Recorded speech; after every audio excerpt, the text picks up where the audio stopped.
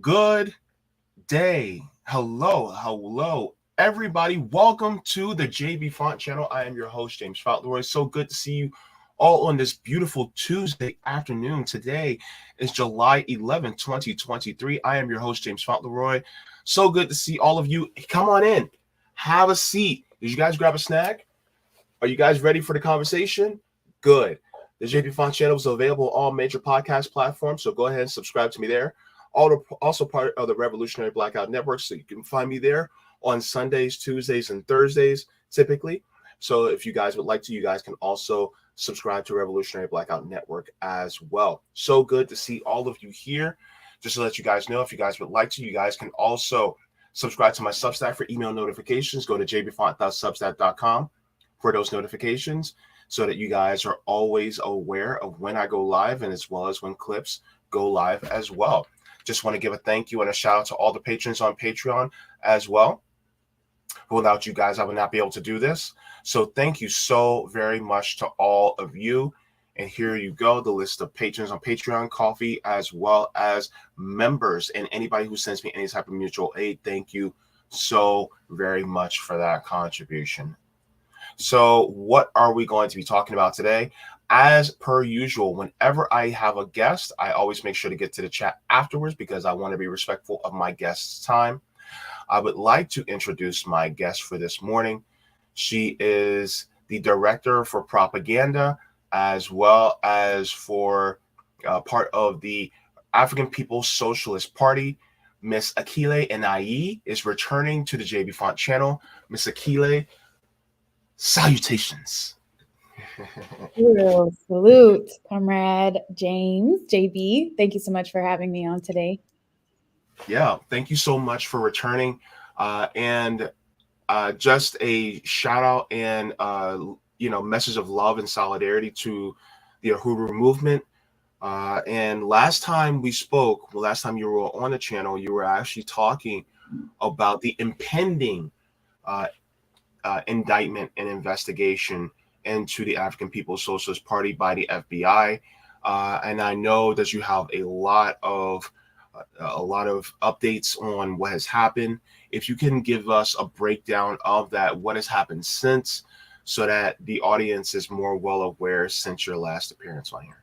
Yes. Again, thank you so much, JB, for having me on your show. Very much appreciated. And you were among, a lot of the other progressive media entities that have covered this case since the beginning. And the beginning formally started on July 29th of last year, where the FBI raided 7 homes and properties of the Uhuru movement, the African People Socialist Party, including the leader and founder, Chairman Amadu Shatella. And subsequent to the FBI raid that used assault rifles, battering rams, flashbang grenades, drones, just to serve a search warrant on that day. Nobody was being arrested. We had learned then, and 4 of us were characterized as unindicted co-conspirators. The chairman, myself, Penny Hess, who is the chairwoman of the African People Solidarity Committee, and Jesse Neville, who is the chair of the Uhuru Solidarity Movement, 2 organizations that work under the leadership of the African People Socialist Party that go directly into the white community, with in solidarity with the African liberation struggle and for reparations to African people. So these 4 of us were characterized as unindicted co-conspirators and we were being accused of being agents of a foreign government, and the foreign government in question is Russia. And so this is what we learned at that time. And subsequent to the attacks, and before I get to the indictments, we were experiencing different types of attacks on our movement, including the arrest of one of our mass members, a Uhuru movement member, was arrested in October on terroristic threats.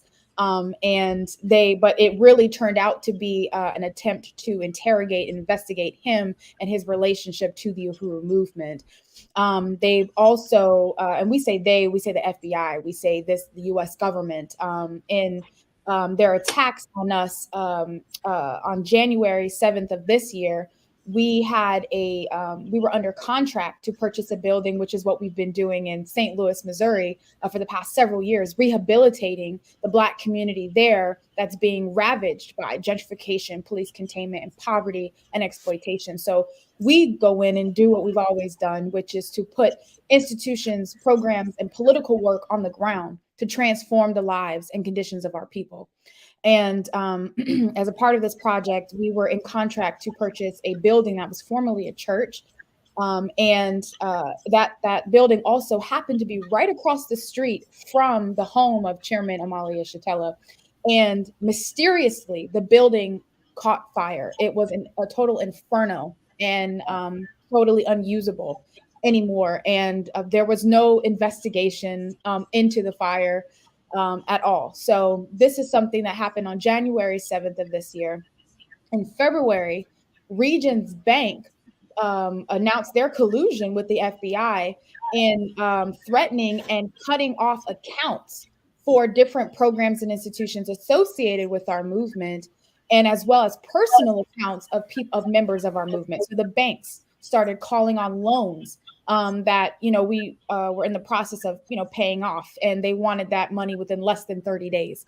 And all of this it's a part of an economic sanction. What the U.S. government normally does to Cuba, Venezuela, and other places like that is happening to us, to the Black community. Economic sanctions being placed on us. And more types of attacks on our economic projects have come about, since February. In fact, there's a radio station, Black Power 96 Radio, who had grant funds rescinded from it after the local government body here revoked resources it had previously approved grant resources.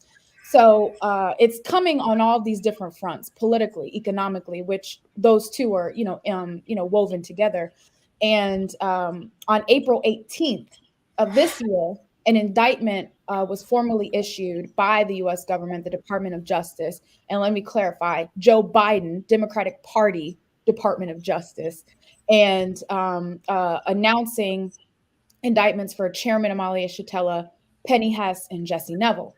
And the indictment now accused, very clearly accused the chairman, Penny and Jesse, of being it wasn't FARA anymore, the Foreign Agents Registration Act law that they were using. What they were using was an act that's considered espionage light, and which is a more serious type of accusation, but it's also more ridiculous accusation that the chairman, who's been involved in political struggle for 60 years of his life, coming out of the civil rights era as an organizer with the Student Nonviolent Coordinating Committee, who has experienced firsthand the conditions of his community and then assumed responsibility to change it, has dedicated his life, has faced assassination attempts, has experienced imprisonment, political imprisonment over his lifetime. Now he's a Russian agent. This is what the government is literally saying.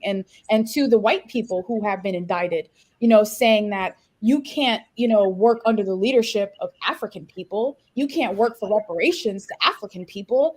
That if you're not working on our behalf, if you're not working to forward the interests of colonizers and colonialism, then you too can be indicted by the U.S. government and accused of being agents. And what was notable, though, was that I was not in the indictment, or I was not indicted, and I'm still considered an unindicted co-conspirator. So that could change at any moment. But at that time, they were not pursuing an indictment. And what that reveals is that their whole case is flimsy. I mean, it has nothing, has no steam whatsoever. And this was just kind of like and we've known that all along, but with this indictment, and then you're not indicting the candidate who you accuse of taking funding from a foreign government and things like that, you can't even make an indictment on that person because it's all BS. So this is what happened subsequent on April 18th. I know I've said a lot, but I just wanted to be able to just show the extent of this attack, that it hasn't gone away,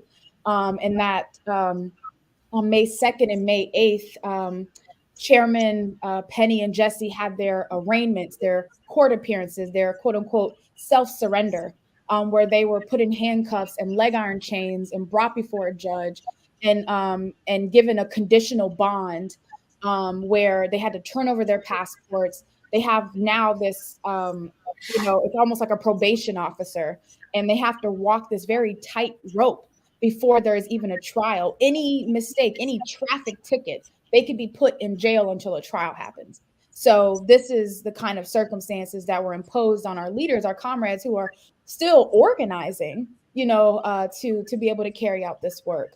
But also with all of these attacks, the movement continues to grow. And that has been so profound. I guess we can talk about that, but that's what's happened, Comrade JB.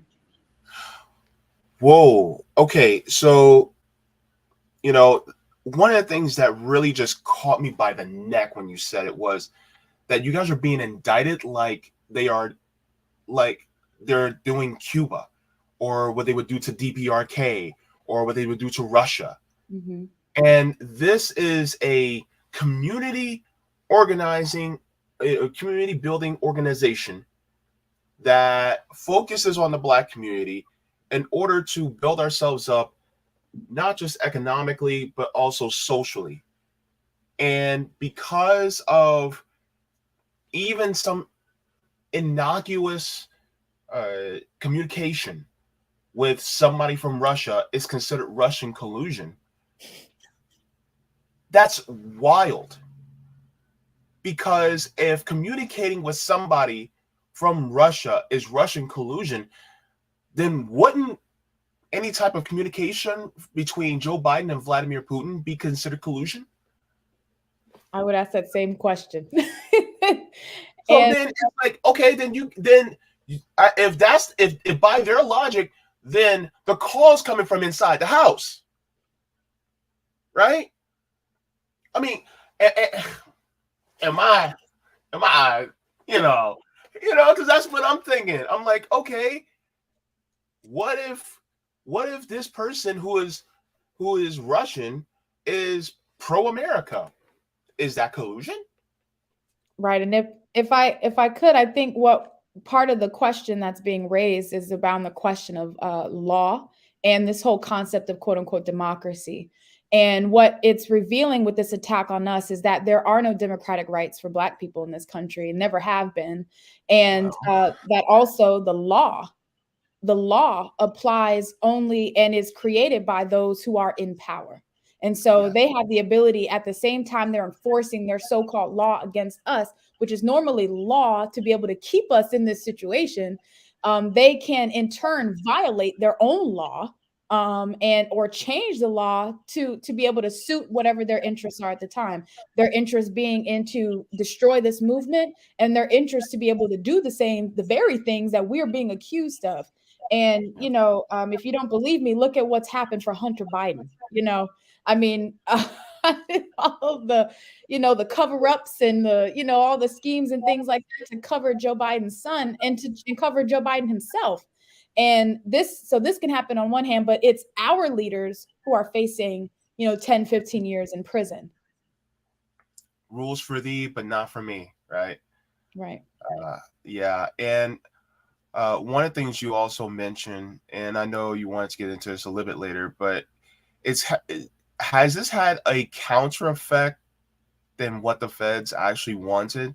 Because this has shined a more bigger spotlight on the Uhuru movement, which it caught my attention and it caught a lot of our attention. And now a lot of us are saying, yeah, why are you guys attacking them? Because this ain't right. So now we're now looking more into the Uhuru movement. We're like, oh, you guys are doing all this amazing stuff for the community.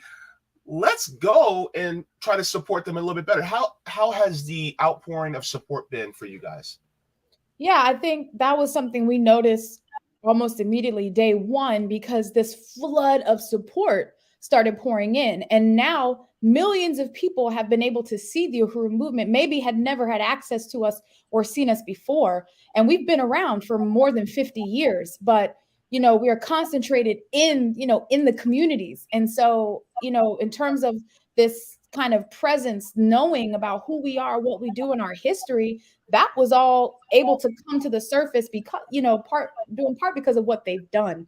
And in terms of offering us now this platform to be able to, increase the exposure, but also to just bring to light the positions, the analysis that the chairman has been hammering in on for decades, about the conditions of the world and why things are the way they are. People are able to hear this now, when they may have not have had it before. So this is changing so many different things, and it's allowing us to influence a lot of the discussion. And they attacked us part because what they assumed is that they could attack a group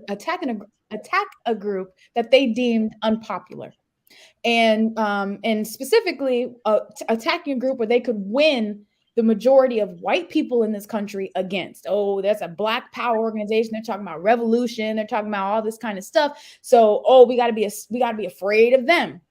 So that's what they do. They're trying to win, because this is not about law and whether or not we did what they say we did and we didn't do what they said we did. But that's their ability to fabricate this whole thing. So what we're experiencing now is a court of public opinion.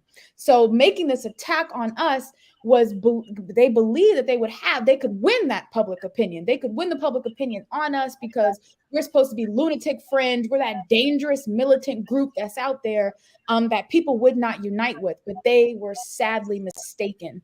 And they use tactics like this because when they are able to get away with what they do to us, then that opens the door for them to be able to do this to anybody. Because once they violate it and they take away the right to freedom of speech, there is no more freedom of speech in this country. Like there is none, and that illusion is shattered. And they can come in with battering rams and drones anytime you say anything that that is out of line where the US government is trying to go their trajectory. So this becomes open season for everyone, not just activists, some regular people in their homes, because you're under surveillance 24/7. This is the kind of thing that can happen to you if it happens to us. And this is what has been recognized by people even like Tucker Carlson, Glenn Greenwald, and all, these other forces that ordinarily might not agree with us on any other question, but they can recognize that this is a very slippery slope, just a very dangerous kind of opening to the violation of constitutional rights for everybody. And so we've seen all kinds of support, of course, coming from our base and the movement with similar ideological tetherings, but also from people, like I said, who we would not have even expected have rallied behind this movement and have donated, profoundly to the defense fund. Over $100,000 raised towards the defense of our leadership, and and continuing, and people joining this movement and trying to find ways to participate. And just this past Saturday, we launched a Hands Off Uhuru coalition with like-minded organizations to defend the rights to freedom of speech. And I also have to mention people like yourself who represent, a media that is, reflecting the interests of oppressed peoples around the world, where you have a bourgeois media that reflects their narrative, their position, and is trying to shore up, the public opinion around us. But then there are forces like you who are out there who are making it possible for the people to see something different versus what it is that they are constantly beaten over the head with. So it's all this stuff is being pulled together, and they tried to isolate us with this attack, but they failed miserably.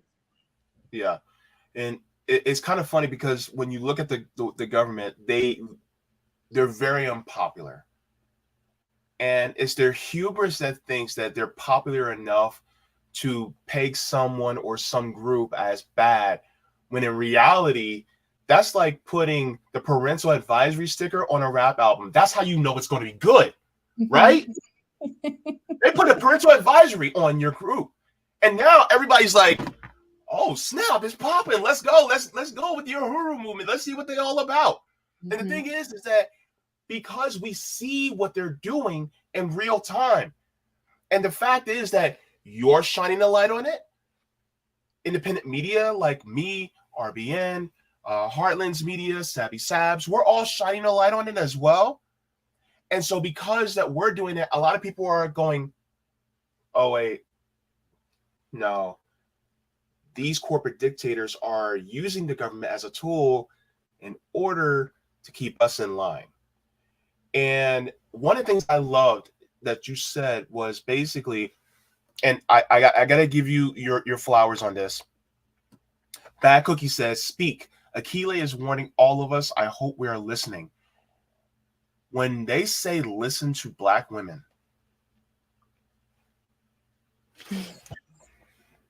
right? Because the thing is, you guys have been sounding out the warning for eons. And then whenever somebody doesn't listen to it, it's like, well, we should have listened to Black women in the first place. Well, they say it now. And so the thing is that you're saying, if they done it to us, if they did it to us, they're going to do it to you. And I've been saying that too. This is why I tell white people, listen to us. Because if they haven't done it to you yet, it's going to come down the pike. And so, like, I want you to answer this, and I know the answer, and many people in my audience know the answer, but do Black people actually have Second Amendment rights? Well, I'll answer that first by saying that when the Constitution was written, Africans were not present. And when we were enslaved in this country, we weren't even considered human beings when this Constitution was drawn up. And so I think if we start there, we can get a better understanding of how the Constitution and these rights actually work to be conferred upon citizens when you're not even considered a human being. And and even though we've had some, what's been characterized as freedom in this country for Black people, it's a nominal kind of thing because our conditions say otherwise. And the fact is that within the Constitution itself, they made slavery legal through the prison system, which meant that now new laws were created with the intent to lock up Black people en masse. So, and this is what we experience today. So when we look at any of the constitutional rights and how the US government has acted on Black people for exercise, we've been accused, and this is literally when the indictments came down, we've been accused of weaponizing free speech. Now, the point of free speech is it is a weapon. I'm telling you.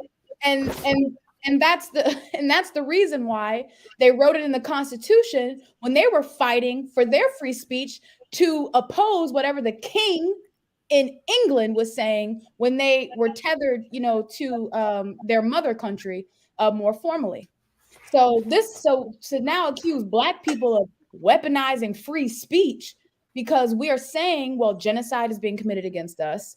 That this is our reality. We're being brutalized. Here are all these racist statistics that show the conditions of Black people have not improved, even though quote unquote slavery has been abolished. So we're weaponizing free speech because we said it. And so, and this is a long way to answer your question. I don't think any of the rights laid out in the Constitution, any of the amendments, none of it has ever applied really for Black people. And that's what we're trying to really draw out, that freedom period is illegal for Black people. You have a whole constitution drawn up at our expense. And so you have a situation where anytime Black people historically have fought to be free, whether you were Nat Turner, you could be put on trial as a slave, you could be put on trial for leading a revolt and then be imprisoned and sentenced to death. That's your law. So your law keeps you enslaved in however form it appears. And if you dare to struggle against your enslavement in whatever form it appears, then you could have determined to have violated some kind of law. So in a nutshell, no, it doesn't apply to us. And this case should be clear evidence of this. And we have to fight those who say they believe in democracy and the principles of democracy. We have to fight them on that and say, if you do, then you need to drop the charges. If you do, then you need to stop the attacks being made on Black people and other people who are organizing in their own interest. You gotta stop. But of course they won't. And so this is the thing that we are, like I said, working to draw out. If there's any illusion about this whole thing, it's time for the magic show to end. So, yeah. Oh boy, I was just expecting a one-word answer, and you gave me a whole dissertation. I appreciate that. Sorry. No, do not apologize. I welcome that, because one of the things that we need is nuance in this space, and so you delivered that, and I appreciate it. And so yeah, just like back what you said, fire Akile. But one of the things that I also wanted to display as well was that you guys got some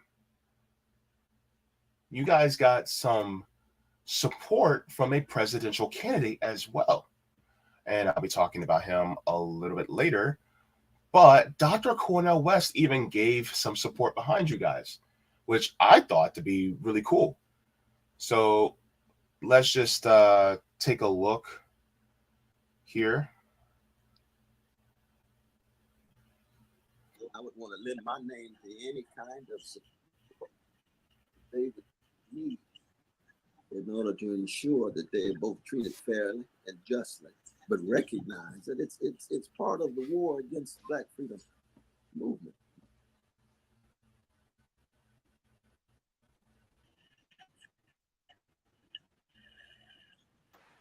Do what one can and all that one can in order to defend the rights and liberties of our brothers and sisters at the African People Socialist Party. I had a wonderful dialogue with a sister in San Diego. In fact, we were talking about the Burning Spear, the newspaper. Oh, I was able to get even more information than I had before. And I had been really too negligent to be able to follow through on all of the things. I keep track of it with the press and so forth, but she's a member of the party. So we had a chance to actually talk about it. And then I saw my dear brother give a very, very powerful interview. I think it was on Democracy Now! Right after I read the newspaper, just to hear what he had to say and his whole history of going back, way back to the 60s and 70s to SNCC and so on. And these are all, deep concerns. I mean, we have to meet them when they come, but they are very deep concerns. And I would want to lend my name to any kind of support that they would need in order to ensure that they are both treated fairly and justly, but recognize that it's part of the war against Black freedom movements. I mean, we are in a war, and we have to come up with whatever kind of armor we can and buffers that we can, because they're. So just to get your thoughts on the support from Dr. Cornel West, presidential candidate Dr. Cornel West. Yeah, I think that, he joined the list of, the forces that have come out and endorsed this campaign, have supported our campaign, and have, made very definitive statements condemning what the U.S. government is doing right now. And, he's joined by forces like Charles Barron, who was for 20 years in either the state assembly or city councilman for East New York, and just countless others. And I think that that's really important to say, and that was really important for West to say as well, because I think for any politician that's going to go out there today and try to convince people who still participate in the electoral process, to convince people that they somehow represent a different agenda than what we normally experience, and without being able to say drop the charges against the Uhuru 3, I mean, we have to have a litmus test for politicians, and they've, tried to co-opt the reparations demand. But, but even before then, we believed in our movement that the litmus test, we have to ask these candidates how, what is their position on reparations to African people? Because that lets us know whether or not you're genuinely progressive. All these socialists and stuff like that running for office. Well, what is your position on reparations? The real distribution of wealth, stolen wealth. And, and then they always came up, crickets. And so the same applies for these politicians today. Nobody running for president or any office, their claim to fame can't just be, I'm not Trump. You have to have something substantial. And what's substantial is you being able to come out opposed to the attacks that's been made against our movement. So, it's good that he was able to make that kind of definitive statement. Yeah, thank you so much for that. I honestly do definitely agree with the whole not Trump. And the thing is, it's like everybody's talking about voting for the lesser of two evils. I want to vote for the greater of two goods. Right. I mean, their campaign slogan should just be not Trump at this point. That's all they're saying to you. And I would, yeah.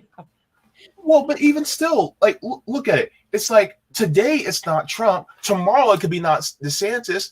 And then the next, and then after that, it could be tomorrow not, Joffrey Lannister. It's like, okay, we're going to keep going in that direction. Okay, yeah, that was a Game of Thrones reference if anybody didn't know. So. Well, yeah, and I would just be quick to say that Joe Biden can't hide, that you can't call yourself not that. You're the same person and probably worse, because at least he's open about it. You like to hide your dirt, you like to hide your skeletons, and then attack us, in the process of that. So, he would tell you you're not Black if you don't vote for him, so there's no difference, between either of them. And the thing for us is that you have to come with, something that suggests that you're not the same. And it's really hard for politicians to prove that, because normally they are the same. Well, I would have to push back a little bit, because there is a difference between Biden and Trump. Trump is orange. Yes, that is true. And yeah, well, you concede to that point. Yes, I can concede to that. Sleepy Joe is not hitting the tanning salon. I can. yeah. Because we all know that Trump is orange. Yes. We got to say it the hood way, orange. Orange. But another question I also wanted to ask you as well is, what are the next steps to fighting this attack from state powers that want to shut the African People's Socialist Party down? Well, I would call on people to, one, become a part of this Hands Off Uhuru coalition that was just launched. And you can learn more information about that at handsoffuhuru.org.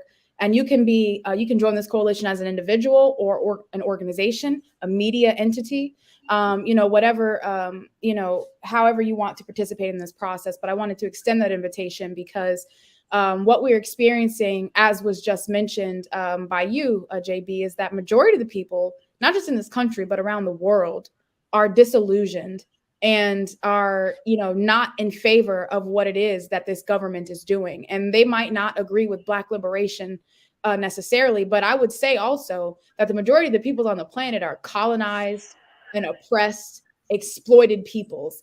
And so it's, we all are able to recognize our interest in the fight to, work to overturn a social system that wants to keep us in that situation. And so that's the sentiment of the majority of the people on the planet Earth, that the minority, in fact, are the bosses and the rulers of the world who are hell-bent on keeping us living in misery and in suffering, to labor day in and day out for their benefit, to produce and reproduce life for them. That's, but that's the minority in the world. And the thing that they have is state power. They have the ability of the courts. They have the ability of the military to be able to enforce, this reality on all of us. But we can fight back and we can win this struggle. And the fact is that we gain nothing by sitting down and letting them do this to us. But we gain everything and then some, by fighting back, pushing back against this. So you all participating in this process right now can join the Hands Off Uhuru campaign, the coalition, and you can also donate to the Legal Defense Fund. This is something that's really important is recognizing that these attacks on us are a part of, I mentioned economic sanctions, and it's a part of trying to prevent this movement from doing the work that it's done for decades, and that we have these community institutions, not as some poverty program, but as a program for Black people to seize power politically and economically over our own lives. That's what we do this work for. And so we have, institutions that deal with being able to, seize power over food production. We have institutions that are being built to serve Black women in the situation of infant mortality rate, and so having programs to train Black women doulas, and a health center for Black women to be able to get the adequate health care that they need in order to be able to deliver children safely. And these are the kinds of things, the work that we've done, that the governments have never done for us, have always made an excuse as to why it can't happen, even though they have the billions and trillions of dollars to make it happen. We've been able to pull it all together with donations from everyday people, to do what it is that we've done. That's what they're trying to attack. And so they want us to spend hundreds of thousands of dollars for legal defense, which is hundreds of thousands of dollars that would ordinarily go to the programs and institutions of our movement. So we need people to donate to handsoffuhuru.org/donate as well.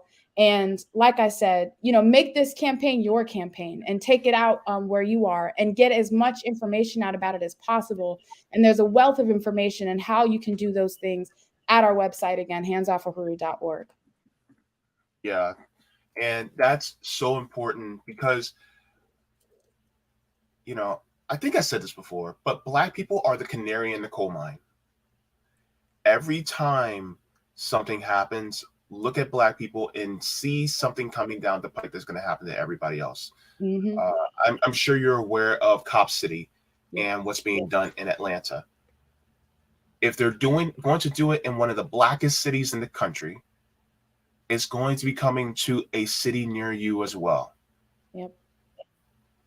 And as far as coalitions go, if you consider yourself a conservative, I don't care if you consider yourself conservative. If you see that your fellow Americans who look like us, our rights to free speech and assembly and things like this are being trampled upon, and especially if you're a gun-toting conservative and you are in a militia, why aren't you out here protecting us? Why aren't you out here saying, you know what, I don't agree with you on everything, but what they're doing against you guys is unconstitutional, and we're going to stand with you? Mm-hmm. Yep. Like, why? Why aren't you out here? I know some people who are more libertarian and slightly more conservative that are in militias that were out there for the Black Lives Matter protests, and they were out there, so thank you. But there's also other groups like the Uhuru movement. Why aren't you guys out there helping them? Or, could you guys be forming, groups like theirs that also help the community in white spaces? Copy them. And so I just feel like we need to do what the Black Panther Party did again, what you guys are doing again, is building coalitions in order to move this country into a people-centered direction instead of a corporate-centered direction. My channel is tiny, but if you guys can share this, or I'll do even better. To anybody who has large channels out there, I dare you, have Akile Anai or Penny Hess, Jesse Neville, or Amali Shatella on. Have them on. Talk.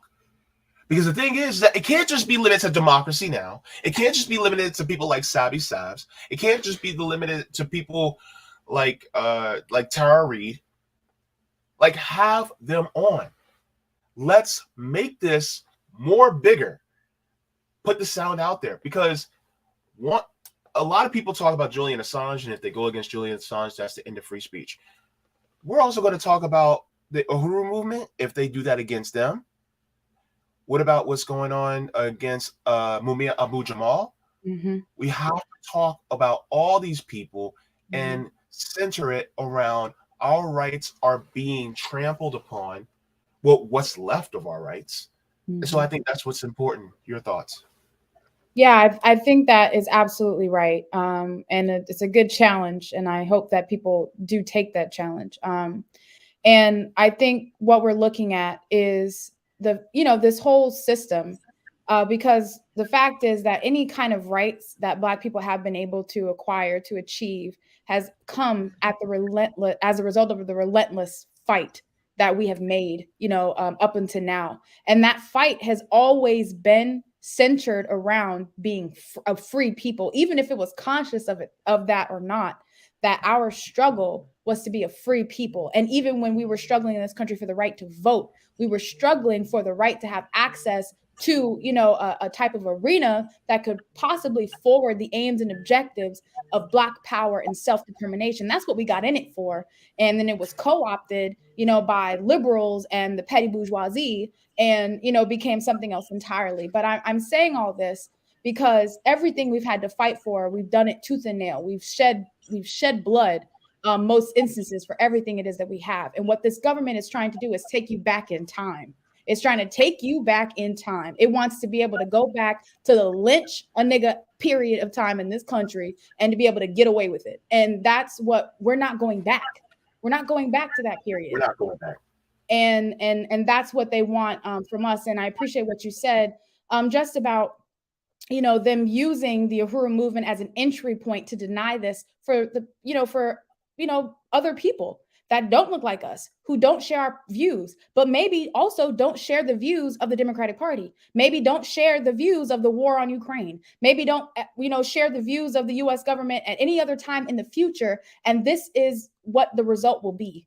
Because, now the whole facade of free speech has fallen, and they've been able to get away with attacking an organization and ripping it away of its constitutional rights. So this is a very critical case. And even though it's not discussed like this by the mainstream media, it's probably one of the most, if not the most important case happening in this country. And I venture to even say in the world, and that it has precedent for a lot of things. But it could also have a precedent for what it looks like when we struggle, when we fight, when we dare to win. That's also the precedent that's at stake here. And, I suggest we go the latter and make that the precedent in this country and around the world, where the people's struggles will win, will be victorious. And I want to finalize this by saying that we're not deterred. We're not scared. We're not backing down. We have nothing to be ashamed of. We didn't do anything that they're accusing us of. And we know that the real reason they're attacking us is because we dared to fight back. We dared to change our lives on our own terms, not having to beg for it, not having to plead anybody else for it, to be able to do it for ourselves. We did it. Chairman Amalia Shatella did it. And that's the thing that they're terrified of, because when we become self-reliant, when we are self-determining, they don't have the same power over our lives as they do now. So, we are optimistic about the future, and we know we're going to win this thing. So hearing you say that made me optimistic. I just want to thank you so very much for coming on. It was a privilege. Look, I even had to get dressed up for this because Yeah. And one of the things I have to say is, we're very proud, of the work that, the Uhuru movement has been doing. I also want to say personally that I am also proud of you. I know you're, a little bit younger than me, and I just want to say how proud I am of you speaking out and coming on here and revealing the truth so that people will get that, because God damn it, we need to, liberate ourselves. And the thing is that we can't depend on any particular person. We save us. And I just appreciate you for being a sounding board for that. So thank you. Absolutely. Thank you so much again for offering your platform, for, you know, and also giving me a second chance. And I also, to your audience who's tuned in, who is ready to join the fight, I'm just very appreciative. And it's forces like you that really allow us to move forward, you know, and to not be afraid, because we know the masses of people and history is on our side. So thank you so much. It was an honor. Yeah, thank you so much, everybody. Akile Anai with the African People Socialist Party. Uhuru Akile. Uhuru. All right, bye. Man, I gotta have her back on. That is all I gotta say. I'm gonna have to have her back on again. You know, we have to talk about some other stuff besides this. You know, we gotta talk about some stuff. But wow, you see why I had her back on, right? You see why? This is why. So thank you so much to Miss Akile Anai. And stay cool out there. She's in Florida like me. It's not looking good out there. But anyway, did you guys like the stream? Did you guys already subscribe? Go ahead and do that. Thank you so very much to everybody for tuning in. Now, just to let you guys know, where are we going to be talking about today? We have Akile Anai return. So she was just here. Let me take the banner down. Right there. There we go. And then we're also going to be talking about Somali destabilization. And then I'm going to have to go into a little bit of drama, talk about Keith Olbermann cussed out Dr. West. Now, what in the hell happened? We're going to talk about that too. So before I get into all that, I just want to say my hellos and salutations to everybody in the chat. So, sorry, everybody. I'm also still under the weather. This is why I'm sounding like Steve Urkel right now. You know what I'm saying? I got that sound coming on, but anywho, I am here for you guys. So,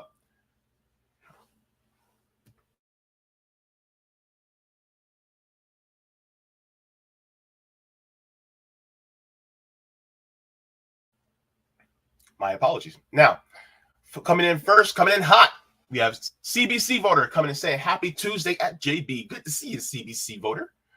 All right, now we have Bryce coming in saying, sup, JB? Sup, Bryce? We have whoever saying, what's up, comrades? Good to see you, whoever. All right, everybody up in here and accounted for it. Kaya Grigor says, Bryce, whoever. Good day, comrades. Good day, mate. Good to see you.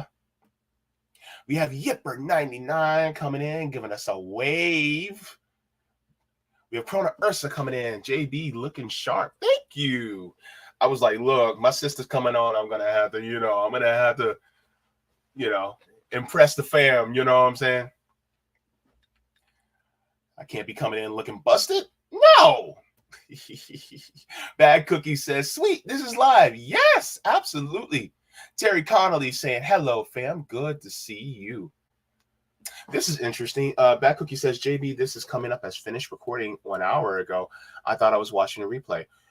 I don't know. You know, YouTube be tripping sometimes, so I'm not sure. I'm glad I had that smoothie earlier. I'm actually feeling a little decent. We have Optimism of the Will coming in and saying, hello, all. Not too late. Absolutely not too late. Rick Solis saying, hey, y'all. Good to see you, Rick. Welcome to the chat. Wadi says, hey, everybody. Good to see you, Wadi. Always good to have you up in the chat. Who else is in here that I need to get to say hello to?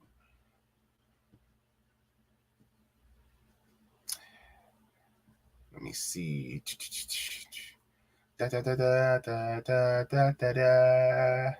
Sorry, I'm in my Final Fantasy VII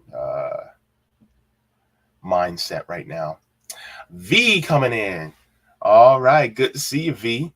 Okay, up in here and accounted for. All right, we got Old Man Barker coming in saying, hey, KYE, Wardy, Cookies, Bryce, Rick. All right, good to see all of you here.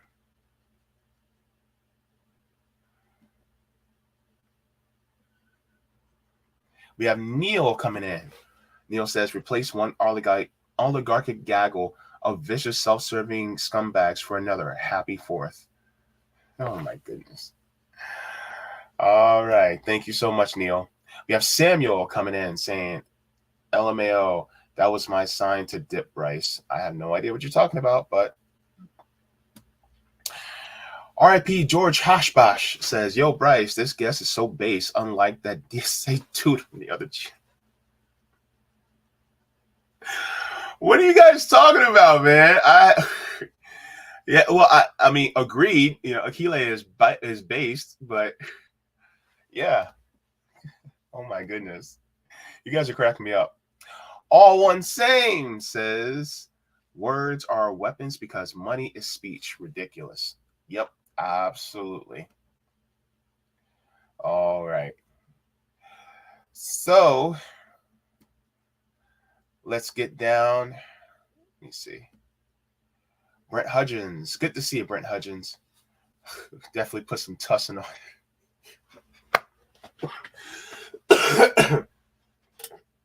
Don't get me laughing because I'll start coughing up a storm. Oh my goodness. Reality Revolution. So good to see you as well. And Sean Miller said Miss Final Fantasy VII tried to play the phone version. Terrible. Yeah, I had the phone version. It's not that great. You could either, you know, if you still have a PS1 or PS2, you guys can, you know, try to, you know, find the PS1 or PS2, you know, PS1 discs, play it on there, or you can just download it if you have a PS4. You can probably download it and play it on there. You might be able to do a PS5 too, but I ain't got no money for no PS5. But you guys can do that too as well. So, you know, bring back the memories. Sweet, sweet memories. All right, just checking to see about other chats. All right, so. All right, let's go to our next story. So we're going to be talking about Somali destabilization. Somalia, country in the Horn of Africa. Horn of Africa being East Africa. There is some destabilizing that has taken place. So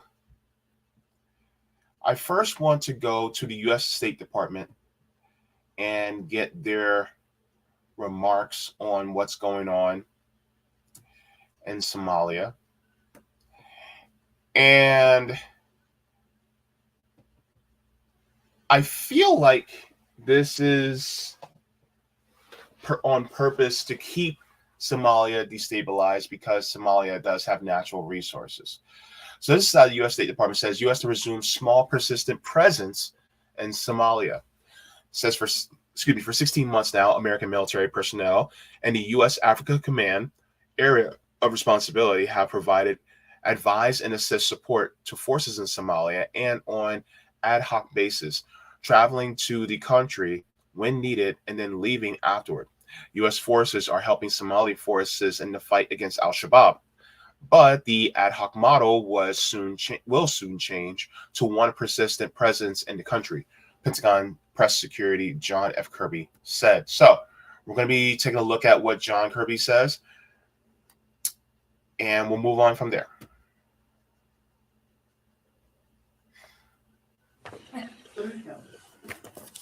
I know you guys would be counting. Okay, so a couple things at the top. Let me get organized here. All right.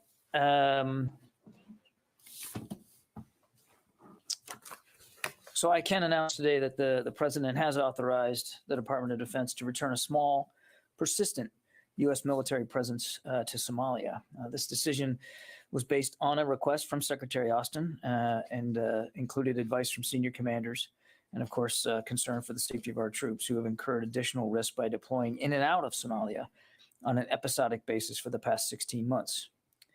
We're evaluating the appropriate timing and the next steps for implementation of this order. So we're just going to have to give us a little time, and we're working our way through exactly what this is all going to look like. I don't have any additional details for you right now. I want to remind that those forces, as they have been, will continue to be used in training, advising, and equipping partner forces to give them the tools that they need to disrupt, degrade, and monitor Al-Shabaab. Our forces are not now, nor will they be, directly engaged in combat operations. The purpose here is to enable a more effective fight against Al-Shabaab by local forces, and Al-Shabaab has increased in their strength and poses a heightened threat. So again, this is a repositioning of forces that are already in theater, who have traveled in and out of Somalia now on an episodic basis since January of 2021. Our view was, the Secretary's view was that that episodic engagement model was inefficient and increasingly unsustainable. Forces also lost time on target and critical situational awareness needed to detect and disrupt an enemy attack. By time on target, I mean time on station. I'm not suggesting that there was something about direct combat relations or combat operations there. Shifting to a persistent presence will not change the mission, and it will not imply substantial changes in resources. We're working now to evaluate local conditions, including those following the Somali presidential election yesterday, and we're engaging partners in the region, including the Somali government, to determine the best way forward.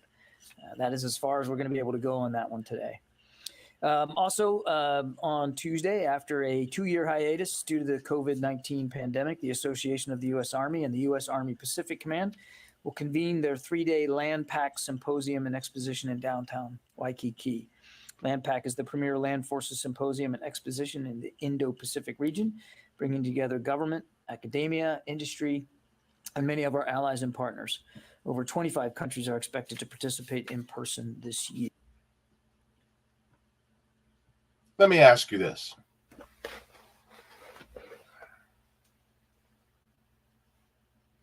The training and assistance to the Somali military, what does this sound like to you? If your answer is Iraq, yeah, sounds like Iraq in training and assistance. Does it sound like Afghanistan? Sounds like that. Sounds like a lot of different wars where, oh, we're just there to train and to lend support. I have trouble believing that, you know? And so when it comes to the United States military, the State Department, the defense, more like offense, they're not going nowhere. And they want to keep a presence there because you only guard something that you see as valuable. And it's not necessarily the lives that are there. It's more the resources that are there. Well, okay, they want the refugees as workers, but other than that, that's about it. Right? Just saying. Let's continue on. Year. It will run from the 17th to the 19th, and many of the panels and press conferences will be live streamed on Divots. And I'm told that you guys should already have in your email inboxes the feature link page for Divots, so you can access that. Okay, go to questions. Ben from AP. I know you said you didn't want to have the details, any further details on Somalia, but can you tell us what components will be made up of that and what branches? Yeah, it's not that I didn't want to have the details. I'm not going to be able to provide additional details in terms of what that's going to look like. I'd refer you to AFRICOM to speak to that, but I doubt seriously that they're going to get into actual unit designations, Ben. Okay. Yep, Jen. John, can you discuss what the security guarantees you plan to give to Sweden and Finland while they apply to NATO, given that it could be an 8 month to a year-long process? What are the bilateral sort of security guarantees you're willing to? So I think that's farther afield of where we are right now, Jen. They haven't even made a formal application to NATO. So there's a multi-step process here going from application to accession. And I don't want to get ahead of where we are. Oh, yeah, by the way, yeah, Sweden's trying to join NATO. So much for that neutrality, right? So yeah, one of the things that I think that it is imperative for us to remember is what's going on in other countries. Always take it with, they lied about Vietnam, they lied about Kuwait, they lied about Iraq, they lied about Afghanistan. They lied, they lied, they lied. Fool me once, shame on me. Fool me twice. Wait, fool me once, shame. I'm sounding like George W. Bush. Fool me once, shame on you. Fool me twice, shame on me. And if they're lying about all these other things, they're lying continuously, or sometimes they'll give little nuggets of truth, but then they'll give you BS, right? And so whenever they say, oh, this person's a dictator, or this person's evil, or, you know, this person is horrible, it's best to take it with a grain of salt and do your own research. Because, like, for instance, Biden called President Xi Jinping a dictator. And they're revving up to do military action. Well, they want to do military action against China. Remind me who has the second biggest military in the world? Who else is a nuclear superpower? It seems like the United States is, government is a glutton for punishment. I mean, they really, really want a nuclear winter, don't they? That's what it feels like.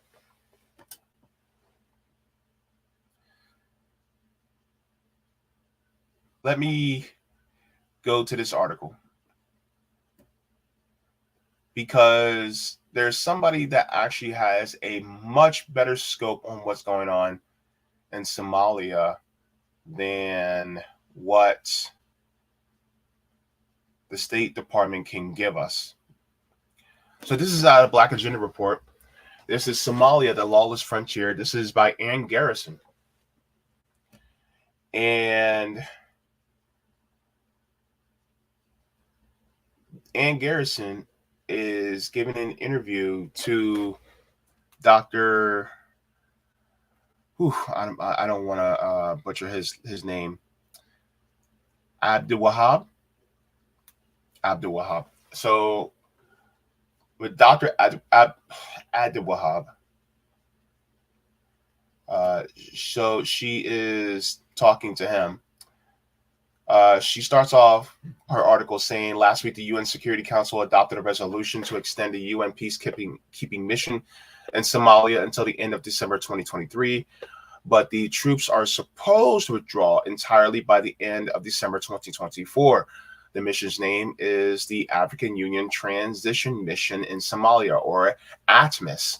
But although the troops are African, it is actually a Security Council mission funded by the United States, European Union, and NATO nations. I spoke to Somali Kenyan scholar, Dr. Abdul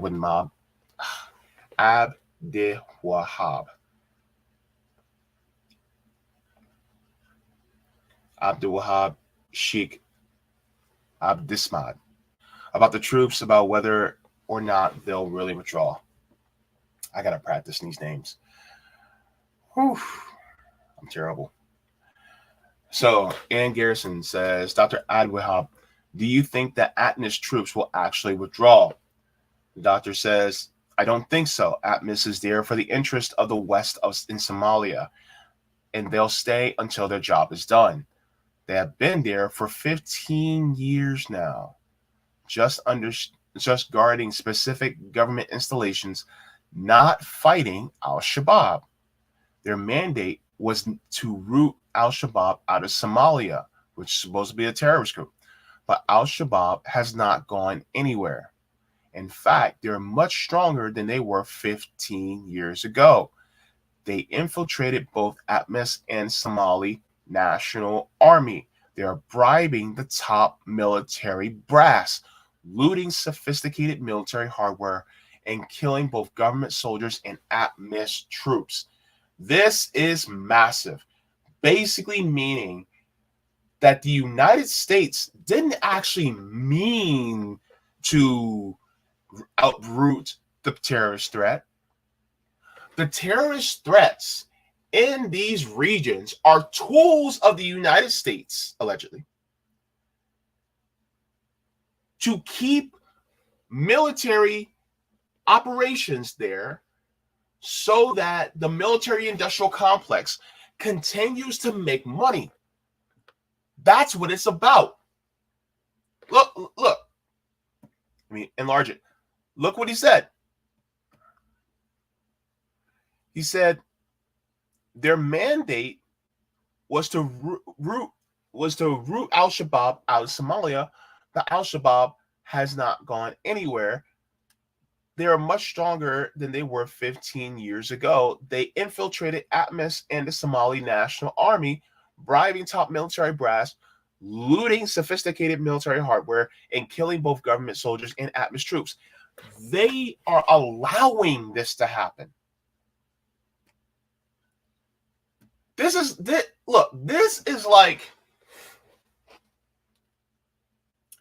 like somebody stealing from the store, and you're with that person stealing from the store, but you got to act like you're there to help stop them. Like, oh, no, please stop. Don't do that. And then, or you'll act like you're trying to stop them by, having a tussle. But really, the plan is to let that person go. Let that person punch you in the face, and then you fall. And then they run out. You're like, stop, please, no. And then they run out with all the money and all the jewels. But in reality, you were working with them the entire time, because guess what? By the time you leave the store and you tell the police, well, yeah, I didn't really get a good description of them. I was just so flustered. And then you run out, and then you go around the corner, you jump in the car, and then you dap up, and you guys, split the money. This stuff ain't new. This stuff ain't new, man. The United States is just doing the same thing. And they'll just allow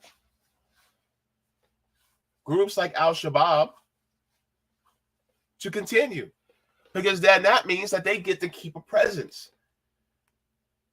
because that means there's more guns to manufacture, more uniforms to manufacture, more missiles, more bombs, more Humvees, more tanks. And that's how it goes. It's never to actually truly uproot a terrorist organization out. ISIS still exists. We haven't heard from them in a while. Al-Qaeda still exists. Why? Because the idea was to never root them out. It was always to keep them in place as a scapegoat, to keep the military presence in place. The United States is fully invested in forever war because the corporations demand it. That's why. Let's continue in the article. I'm not going to read the entire article because I really want you guys to read it for yourself. Ann Garrison gives a really great interview here. Shout out to Ann Garrison, by the way. Ann Garrison also asks, what interests of the Western world do they serve, and how do they do that? The doctor says, when I say the Western world, I mean the United States, United Kingdom, European Union, and NATO. That's who funds ATMIS. The African Union failed to raise funds for it.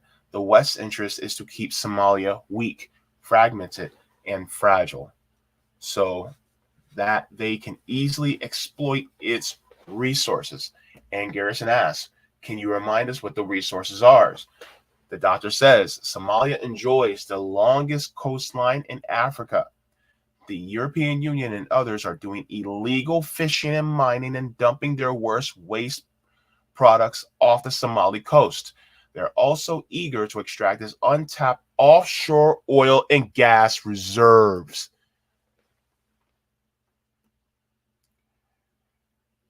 I want to go to another point.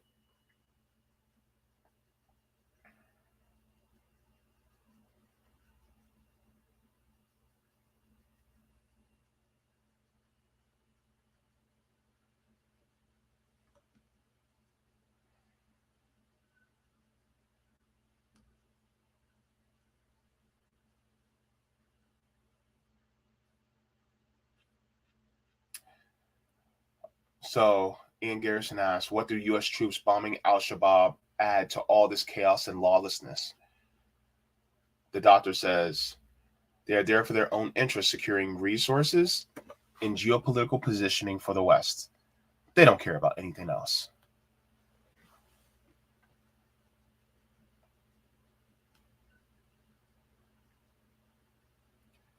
So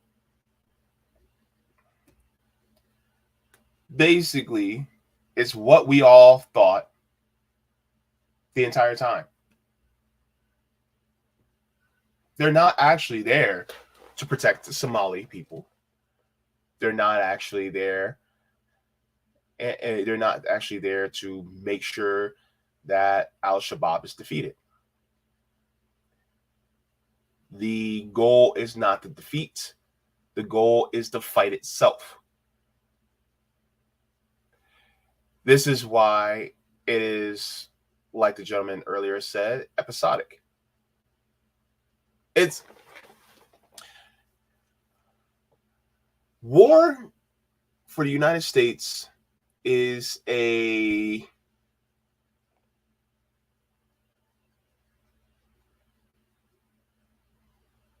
soap opera. It's a soap opera. What happens in soap operas, right? You watch, there's conflict, might be a little bit of resolution, but not totally. And then the conflict continues next episode, next episode, next episode, next episode, next episode, next episode, next episode, next episode, next episode. And it does not stop. Is there an end, a true end to soap operas? And if you guys have ever watched All My Children, General Hospital, As the World Turns, Young and the Restless, you guys know there's never an end. And so because of that, you see that the United States continues this because it's money, good money, comes in, consistent. War, war, war, war. Oh, then we'll go down just a little bit in our presence to make you think that they're winding things down. And then they're going, oh my God, look at this terrorist group. They've ramped up, so we have to ramp up because perish the thought if any other people die, which they really don't care about at the end, anybody else die.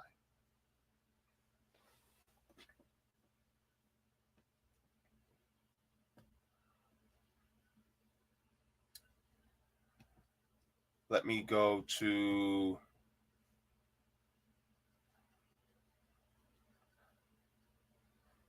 I have this other video I wanted to just get some points out of.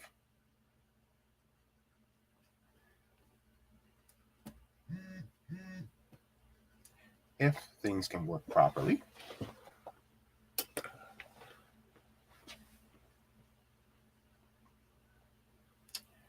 There we go. Let's see.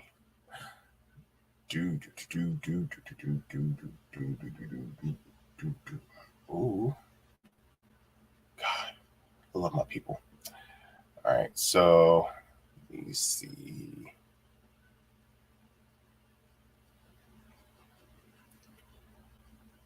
There's a lot going on right now.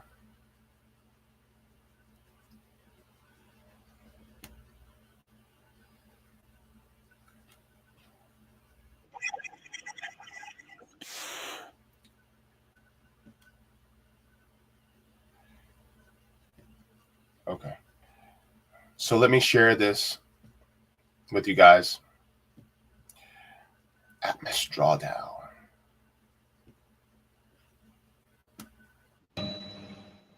Somalia, the country with the largest national coastline of 3,000 kilometers in Africa, is nothing short of beauty. But the perennial insurgency and terrorist attacks by the Al-Shabaab mar the beautiful name it has created for itself. With over 3 decades of combat and unrest, the pillars of democracy have tumbled. Rule of law and governance a thing of the past. Regardless, the country remains committed in its journey to recovery. It has hosted tens of thousands of troops in its volatile central and southern regions for the last 16 years. For 15 years, the Africa Union Mission in Somalia, AMISOM, camped at Somalia beginning January 2007 before paving way for the Africa Union Transition Mission in Somalia, ATMIS, in January 2022. Less combative but still saliently powerful as its predecessor, ATMIS aims at helping the war-stricken nation to not only be free from acts of terror, but also have enough mechanisms to govern itself. We are working alongside with them. Even the Somali police are with us. We are always working around the clock. There has been humanitarian aid too, for the war has come with its own consequences, including lack of food, water, and inadequate medical services. The soldiers try as much as possible to live their normal lives along their military duties. Here you can see there are quite a number of officers, staff officers from different countries. 14 countries are represented here. Through these efforts, the Somali National Army is growing even stronger. But all is not as good as it seems. The Al-Shabaab still poses a threat to the sovereignty of the country.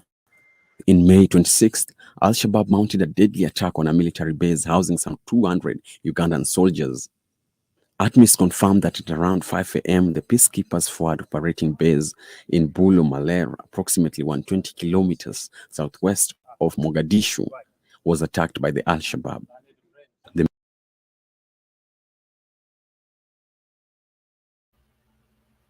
If the United States really wanted to defeat Al-Shabaab, if they really wanted to get rid of them out of the region, it would have been done. It would have been done a long time ago. But like I said, that's never the goal. And anybody who is part of the Somali National Army, either they know that the United States doesn't intend to, or they believe the lie, thinking that, oh, well, the United States and the UN and the EU, and they're all trying to help.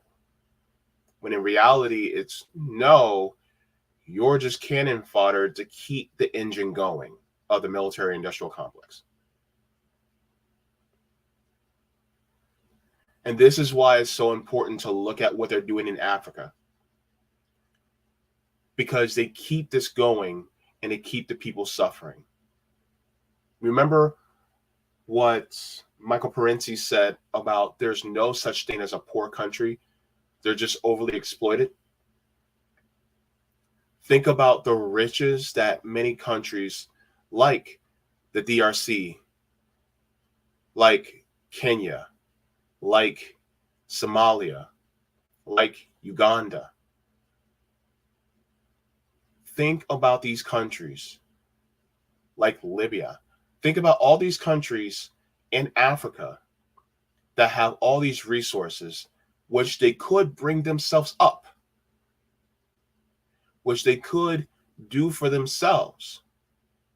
But because of the West and their greed by means of corporations, they do not help in truly liberating the people. And in fact, a lot of the issues were brought on by the West via colonialization. And so now, who's left to clean up the mess? Well, Africans aren't there to clean up the mess that the West started. But as the Africans are cleaning up the mess, the West keeps throwing. It's just like, okay, you have a room, you have a bunch of trash, right? and you're trying to sweep it up, and you have the dustpan, and you're sweeping it up, and then as you're trying to put, the dirt into the trash bag, well, then the West will come in and, behind your back, throw some more dirt on the ground. And then you'll keep sweeping, and then they'll throw some more dirt behind your back, more dirt. And it feels like no matter what you do, you just can't clean it up, right? Even though you weren't the one that dirtied it up in the first place. It was the West. It was colonialization that dirtied it up in the first place. But because the West says, oh, I'm here to help. They're not here to help. They're here to keep it dirty because they want to see you keep sweeping. This is what they do to countries like Africa. You don't think they're not doing it to South America? Hell yeah, they're doing it to South America. So that's the thing. Because it's within their financial and geopolitical interests to keep it happening in the global South. So that's why these stories are so important, because we're realizing how they manipulate African countries to keep their resources in the hands of the West. This is what they do. And the United States will manipulate us constantly over and over and say, we're just there to help. We're just there for security. We're just there for training. When in reality, it's there for money for the corporations.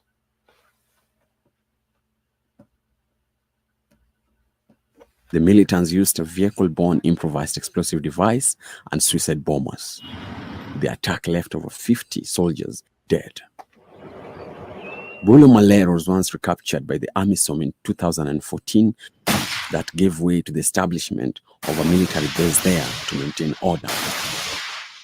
The commander at that time, Major General Dick Olum, confirmed they had recaptured Bulo Malero and they will stay there to ensure peace. It was a well-planned operation under the Battle Group Commander, Battle Group number 12, Battle Group 12, with the 37 Battalion, 43 Battalion, and 61 Battalion.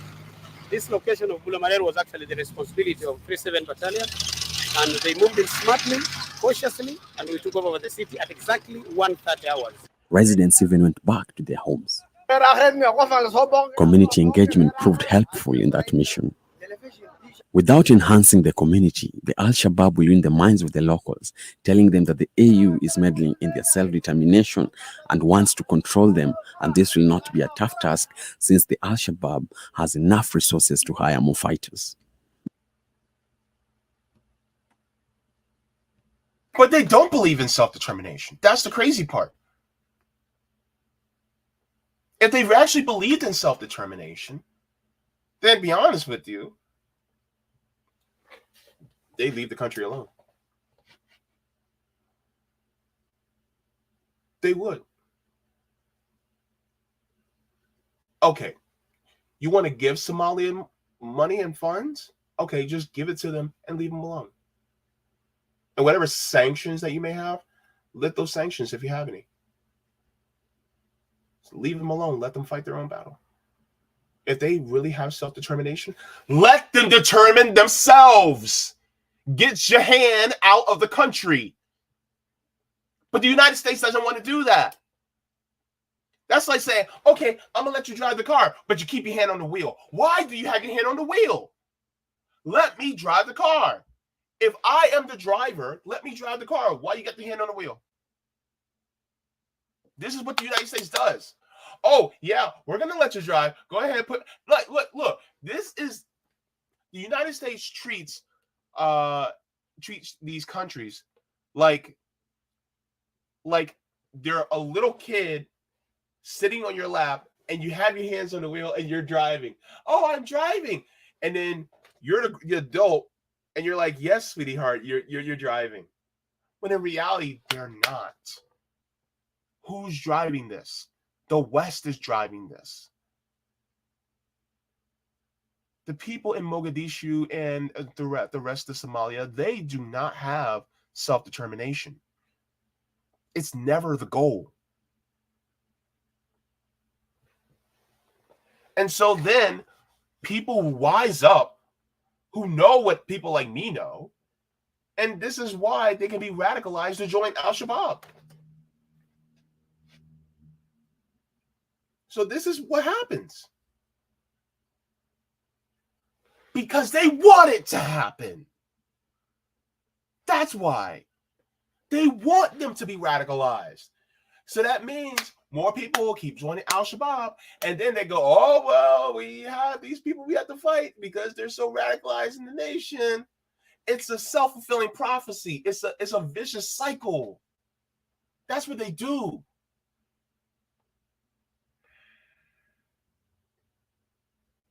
This is why, they constantly want this to happen. It's a feedback loop.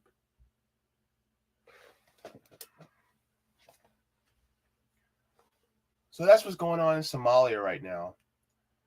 And there are so many people who are suffering there, all because of the greed of the United States, the greed of the corporations, the corporate powers. I would love to have Ann Garrison on to talk more at length about this. Hopefully, I'm trying to get in contact with her, but I think it's deeply important. This is why when we talk about anti-war, we have to talk about these conflicts that are not as widely known in other countries. Everybody's talking about the proxy war in Ukraine, right? Everybody, which is important. It is very important. But are we also talking about what's going on in Democratic Republic of Congo? Are we talking about what's going on in Somalia? Are we talking about what's going on in Uganda? Are we going to be talking about in Sudan? Are we going to be talking about what's going on in these countries? Because the United States is also doing military operations in these countries too. Or they're providing assistance in these military operations in these countries. When in reality is keeping destabilization within these countries, because if you keep it destabilized, that means you get to keep a presence there. And if you keep a presence there, the military industrial complex, Raytheon, Northrop Grumman, Lockheed Martin, Boeing, and all those other merchants of death get to stay there and make more money.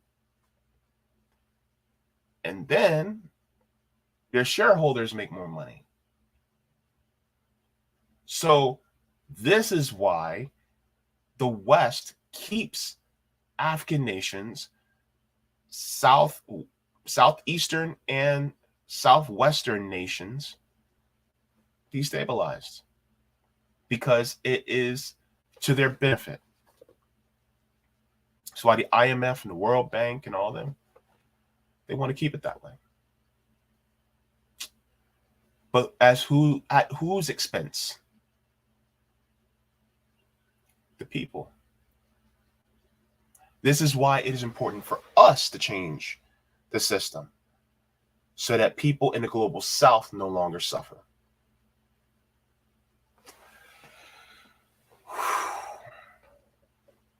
Let's go to the chat.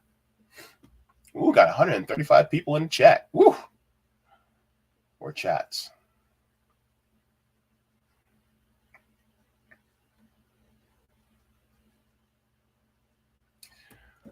John to Emily, good to see you. All right, welcome. All right, so let's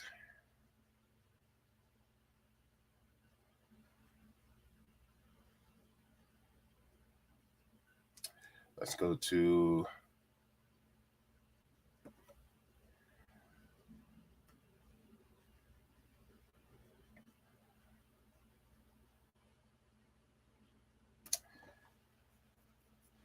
MJ. The Anti-Imperialist Party says there should be a United States of Africa, nationalize their own resources to create a gold-backed currency, African dinar. Wasn't Gaddafi trying to facilitate that? And then they had him killed? Yeah. They tried. MJ, anti-imperialist party says having to create nuclear reactors and weapons. I mean, you know, yeah. Gaddafi was trying to help them, you know, make a United States of Africa. You know, whoever says, yeah, sadly, other countries have to make nukes in order to keep the United States from effing them over. Unfortunately, that's why the DPRK has to do what they do, because they didn't want to end up like Libya.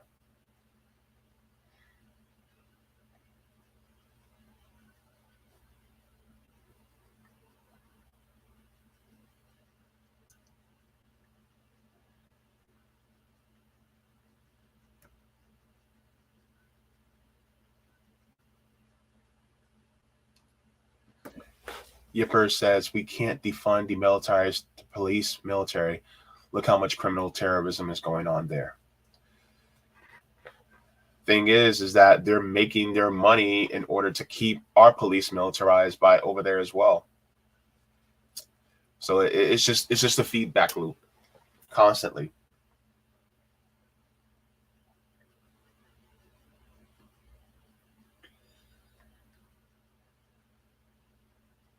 The Jam Mom says, have the U.S. mind their own effing business. Yeah. Whoever says Gaddafi refused to sleep inside of a house until all his people had a house, I had a lot of respect for that man. Yep. He stayed in a tent, right?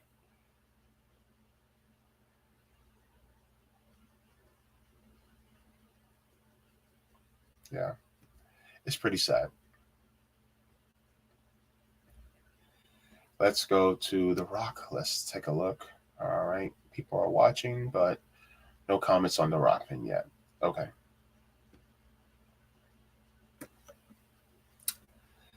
So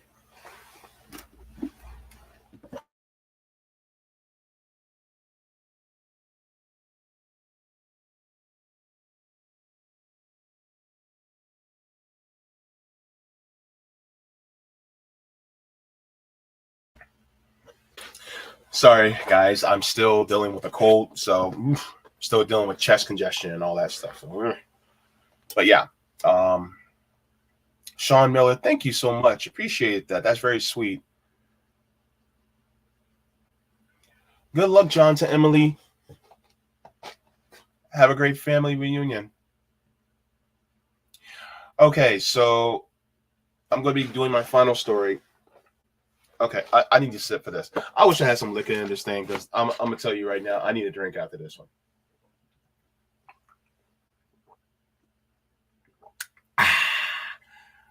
Another one. Because this next story,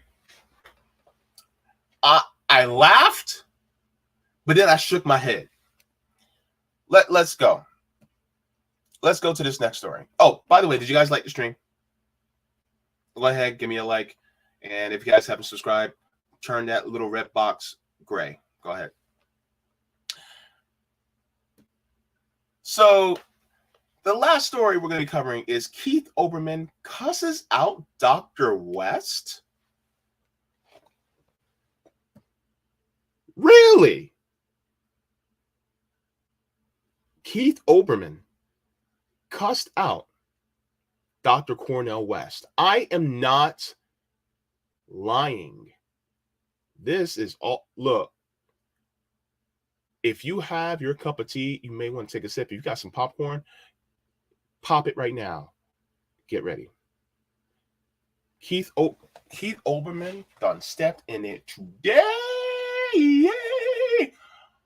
Lordy Lord, let me show you. Let me show you. All right. Just making sure that. Just making sure I take some of this stuff down because. All right, so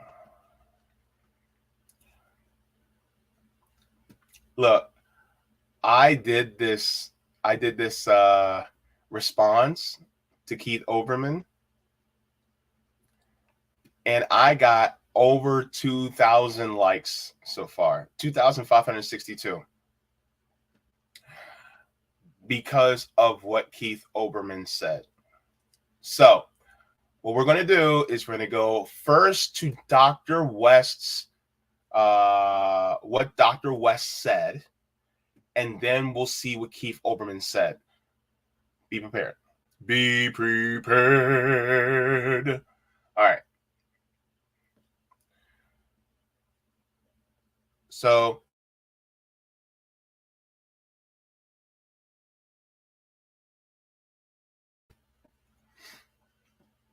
Dr. West said, "Let us not be deceived.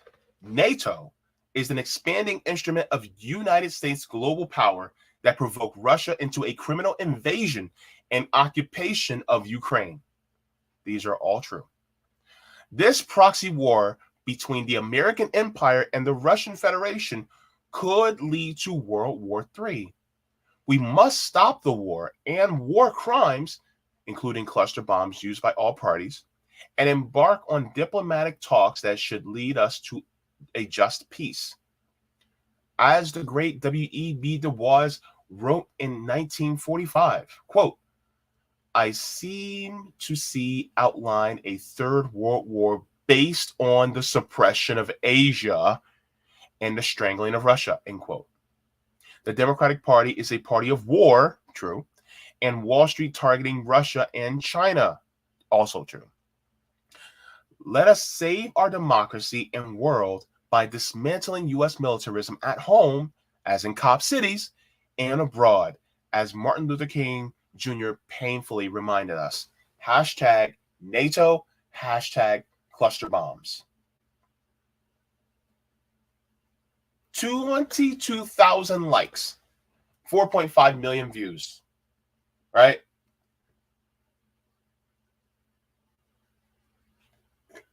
What did Keith Olbermann say? Keith Olbermann said, fuck off.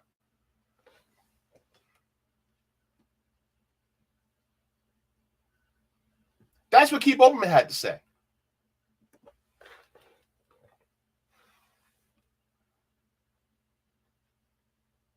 Now, I'm not an expert, but if you really wanted to change the mind of somebody, wouldn't it be better just to, in a nuanced way, tell them why they're wrong?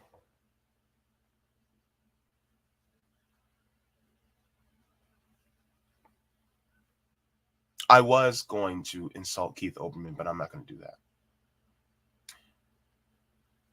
But this person decided to cuss out Dr. West and not even give him a nuanced reason why he thinks he's wrong. Just F off.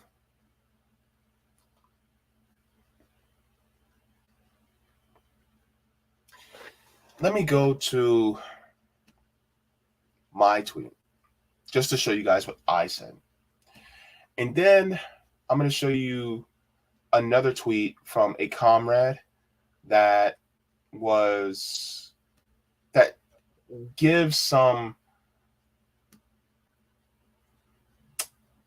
good context into somebody like Keith Olbermann. So Keith Olbermann not only commented, but he quote tweeted the same thing, right?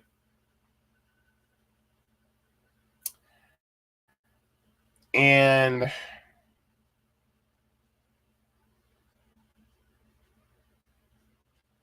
he's getting a lot of pushback. I said, some liberals are just pseudo-woke neocons. Once you speak out against war or push for economic changes to benefit everyone, that BLM sticker and rainbow flag melt away. Exhibit A.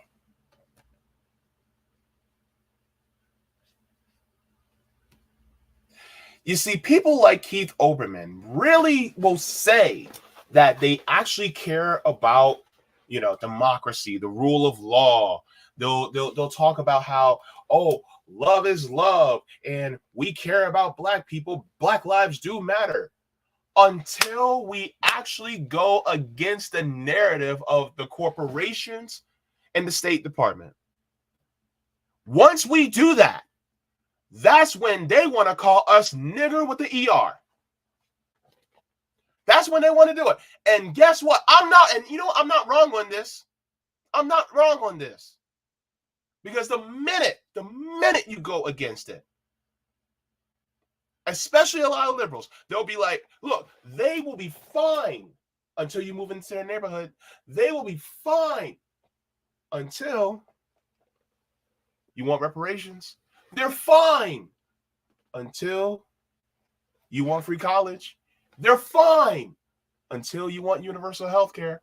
They're fine until you want to end all wars. They're fine until, when it comes to, because we can talk about gay marriage, we can talk about flying the rainbow flag, we can talk about having less discrimination, but when it comes to economic issues as well as concrete issues, when it comes to us making sure that we have a good floor, for us, housing, healthcare, education, food, all those, once you start to make sure that we have those as a human right, that's when they lose their minds. People like Keith Olbermann will sit there and tout that he's an ally until it comes time to really be an ally.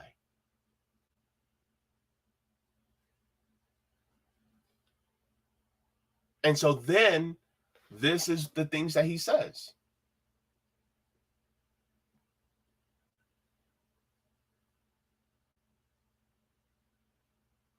And Keith Olbermann should be ashamed of himself.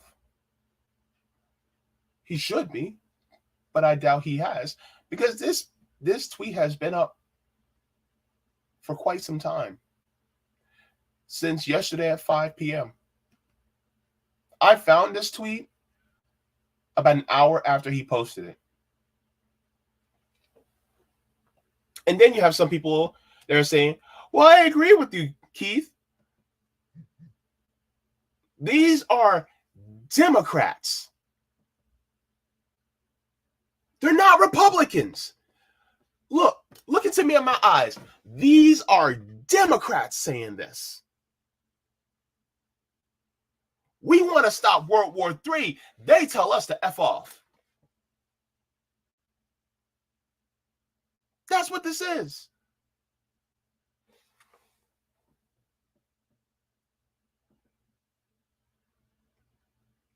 All because you have a presidential candidate that says, yeah, no, we shouldn't be.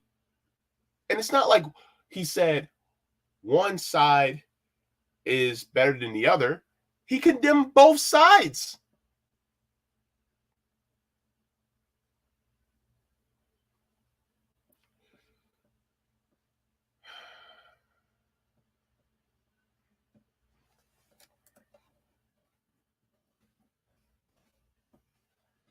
Let me go to my homie and let me show you what she said.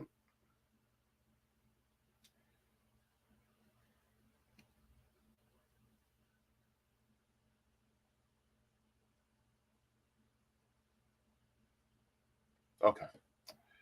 Found it.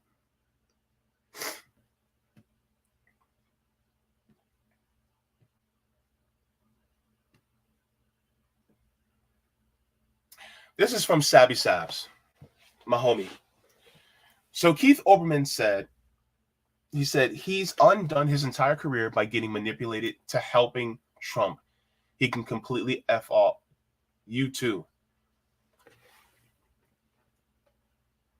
How in the world is he helping Trump? How? By being truly anti-war. How is that helping? So, trying to get us away from World War III, from nuclear annihilation, is helping Trump? Like, hold on. Let's make this make sense. How in the world is trying to pull ourselves from annihilation and not sending money to Nazis. How is that helping Trump?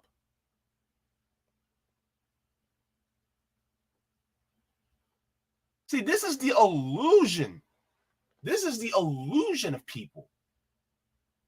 This is the delusion that they are sitting there cheering on for a war. This is crazy, man.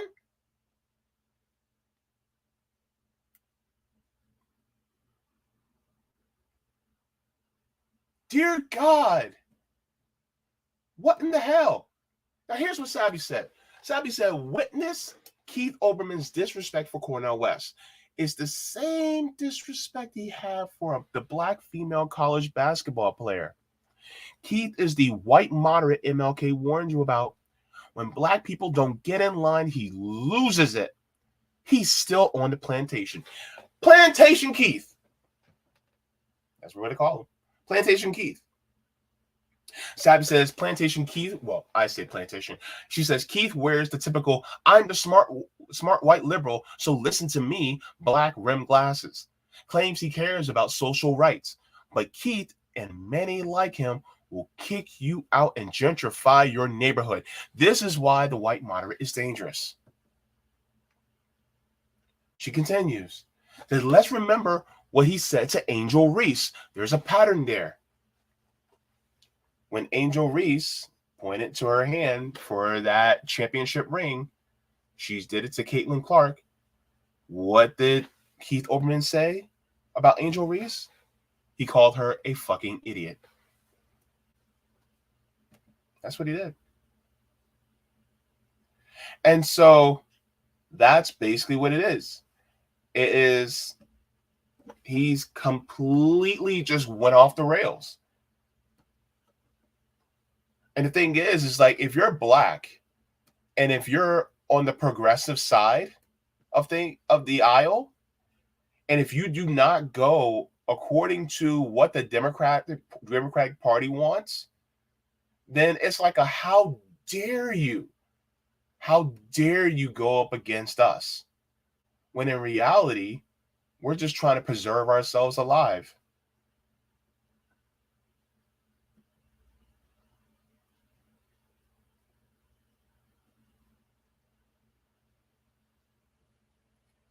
And when I say pseudo woke, I mean pseudo woke. They're not really woke. They never were.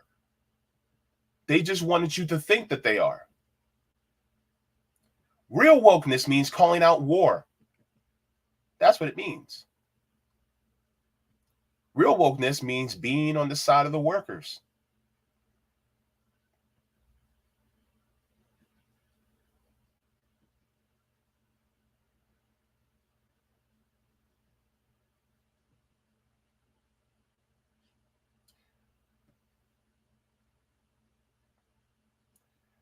I also responded to Keith Olbermann again.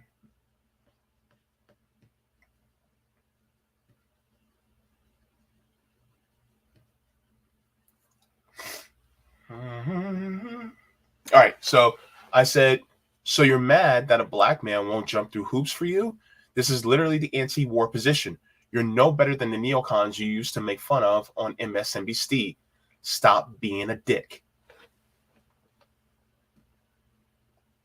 You know, you can accomplish a lot in the world if you just don't be a dick. Apparently, Keith Olbermann didn't get the memo.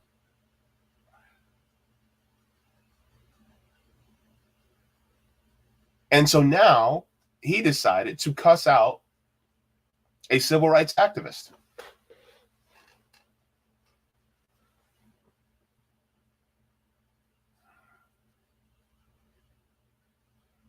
Something tells me he would have said the same thing to some of our civil rights leaders back in the 60s, because they would have took the same position. He would have. Can you imagine? Can you imagine him cussing out Martin Luther King Jr.? I can, because Martin Luther King Jr. had a 75% disapproval rate among the entire nation when he died.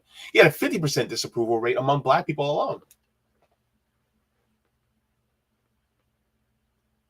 So yeah, I can picture him doing that. But this just shows that both parties go into the direction of corporatism, militarism. They all go into that direction. And they really do not care about any of us.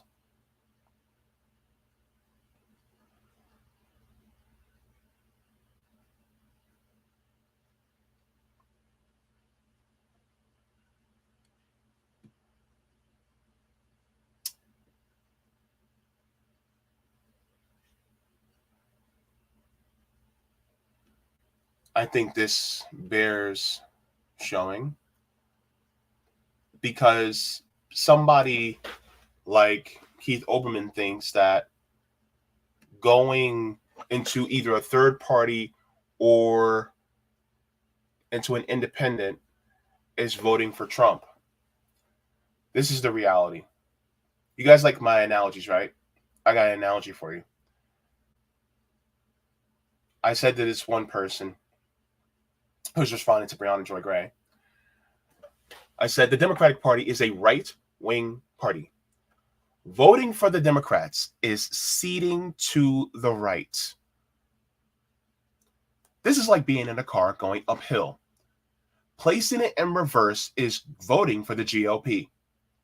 Placing it in neutral is voting Democrat. Placing it in drive is voting third party or independent. Reverse and neutral takes us back. So anybody who drives a car knows that if you are on a hill, if you're facing up and you're trying to go uphill, if you put that car in reverse, you're going down fast. But what if you place the car in neutral and you're going uphill? What happens? You still go backward. It does not change course. That's what the Democratic Party is. Because they'll go, well, we're not the Republicans, but we're just not going to go forward. And so you start going backwards. You may not go back as fast, but you're still going to go backwards nonetheless.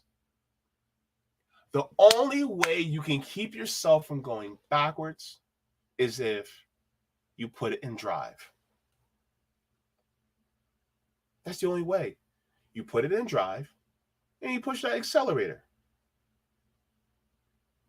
But people will come in and say, if you vote for some other party outside of the duopoly, you're voting for Trump. You're voting for DeSantis. When in reality, when you bubble that name on that ballot, I don't see a DeSantis. It could be a West. It could be whoever the Libertarian Party is. It could be somebody from the Unicorn Party. It doesn't matter. It could be independent. But guess what? A vote for that person is a vote for that person. So coming in saying that it's a vote for Trump. No, it's not. Because ultimately Trump didn't get it. Ultimately Biden didn't get it. Somebody else got it. And if you really want to make the case, oh my God, Biden will lose if somebody votes for, say, West. Well, then I guess you guys need to talk to the Biden administration and tell him to start doing some things better before that vote needs to happen. Because it'll be his fault that people didn't vote for him. The fuck? Like, I'm like, are these people for real?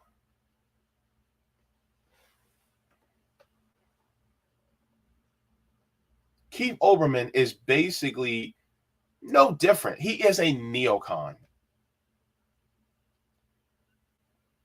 And so this is why it is so important that we, if you want to vote third party, okay, but the more important thing is to get out there in these streets and just help out our fellow neighbors, because that's what we need. We don't need people like Keith Olbermann because he's just leading us down the path of destruction.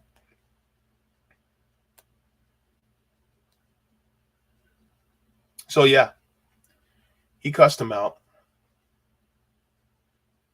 But how much you want to bet that that's actually going to work in Dr. West's favor?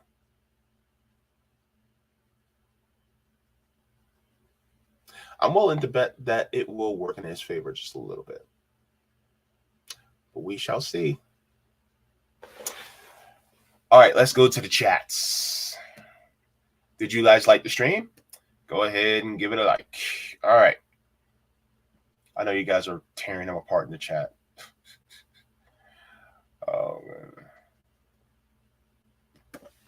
Brent Hudgens says, Keith showed us what we needed.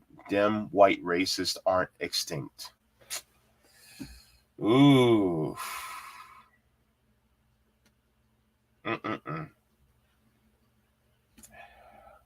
Whoever says like the primate that Keith Olbermann is. Oh, gosh.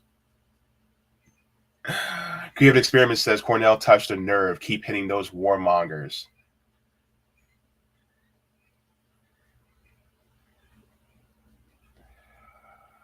Oh, Bad Cookies says it's coming. Election season is still way early. This time next year, don't be surprised if one of either West or RK end up in some accident.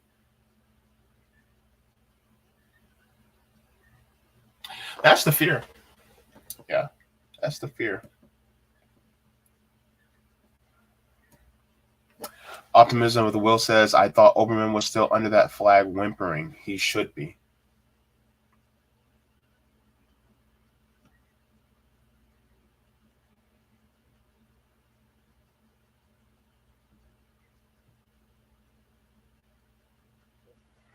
The Jam Mom says, if your name is Keith Olbermann, you're the worst person in the world. Man.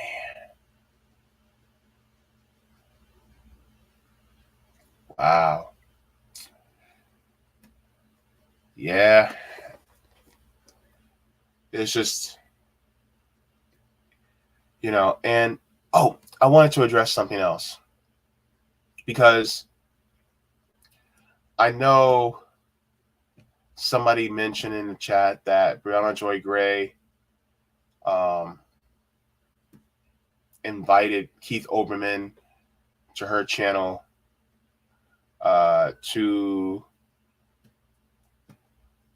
she invited him to be on her channel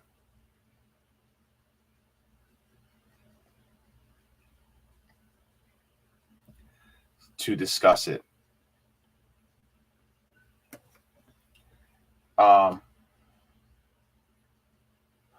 My problem with that is Keith Olbermann did not offer Cornel West any nuance into why he truly disagreed. So therefore, he does not deserve a chance to offer nuance after the fact on anybody's show. I just don't think he does. And so if he wouldn't give Dr. West that respect, as a black man, I would not have him on to see what he says. Why did you say that? No. No. You're not willing to give him respect? And he's old enough to be my father, right?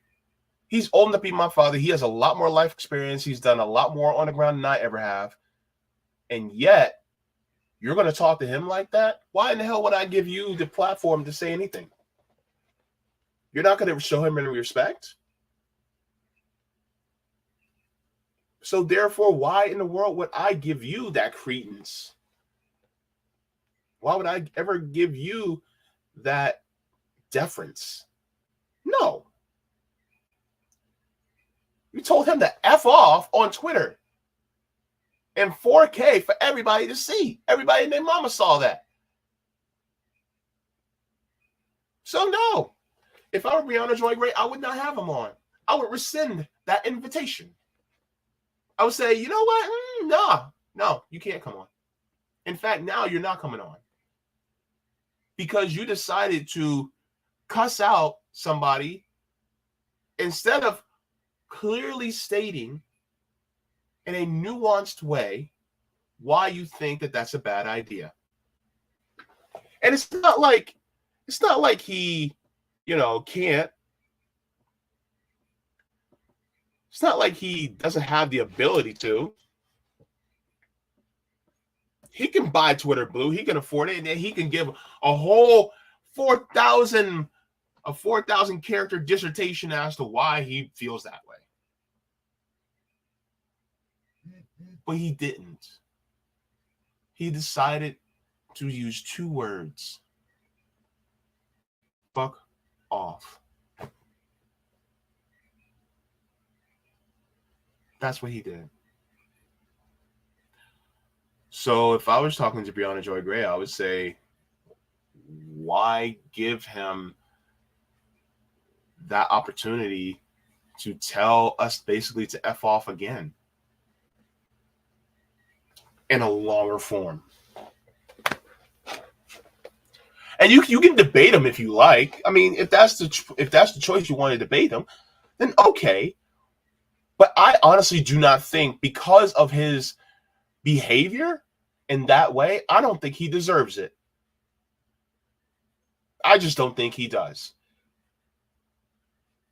Because if he's not willing to give that black man any respect, then you as a black woman, I think he might even give you even less respect.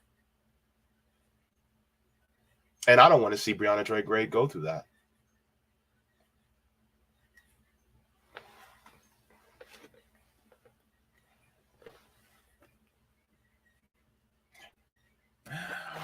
Oh man, Optimism Well said, what if Bree just spends the whole stream chanting F you, F you, F you. That would be funny.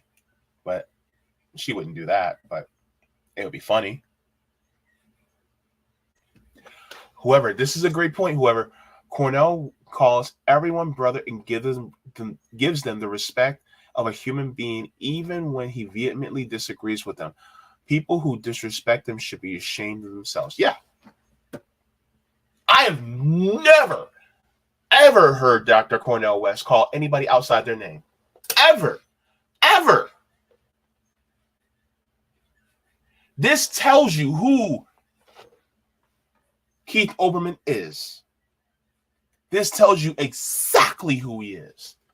And everybody that is saying that they agree with Keith Olbermann, you're basically telling us exactly who you are. That you agree with this man who decided to cuss somebody out.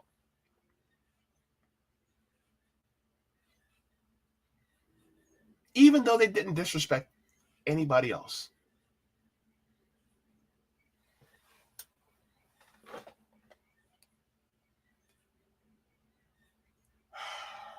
Wow. That's Keith Olbermann, people. Hey, Victoria. Good to see you, sister.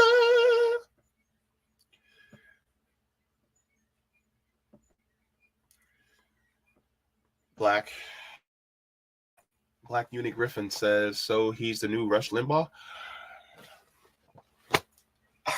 I guess. Maybe.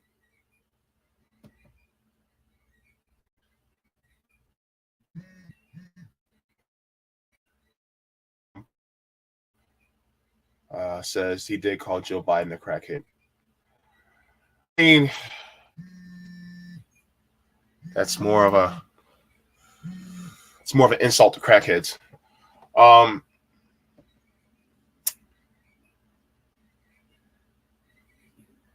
Black Unigriffin says West is a sweet person with fortitude, candor, and reliability.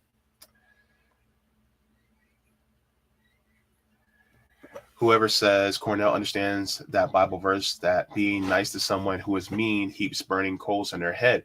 Personally, I find it funny to do that. Yep, I was taught that too.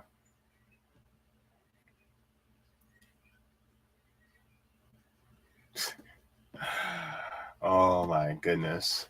Black Unigriffin says Olbermann is a bloviator. Yeah.